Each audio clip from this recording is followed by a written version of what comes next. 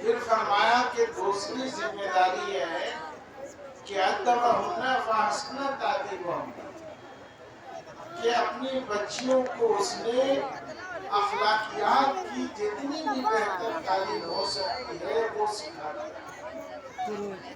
اور تیسرا کام یہ فرمایا کہ جب لڑکی بڑی ہو جائے تو اس کی شادی کر دو۔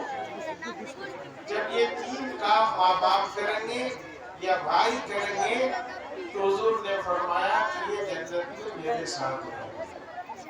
ہمارے مدرسوں میں یا مکاتب میں بچیاں چھوٹی عمر کی ہوتی ہیں، وہ تعلیم پاتی ہیں، ان کی تربیت بھی ہوتی ہے۔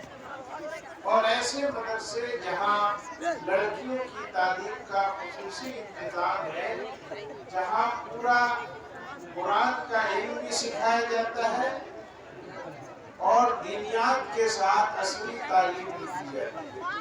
یہ یاد رکھیے گا کہ ہمارا جو مدرسہ سسٹم ہے، کوئی مدرسہ ایسا نہیں ہے جہاں بچوں کو اردو نہ سکھائی جاتی ہو، ہندی نہ سکھائی جاتی ہو، انگریزی نہ سکھائی جاتی ہو، فارسی نہیں سکھائی جاتی ہو، عربی نہیں سکھائی جاتی ہو۔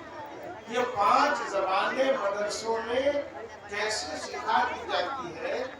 بہت سارے بچے تو یہ 5 زبان بہت اچھی طرح سیکھ لیتے ہیں، لیکن اگر نہ بھی سیکھیں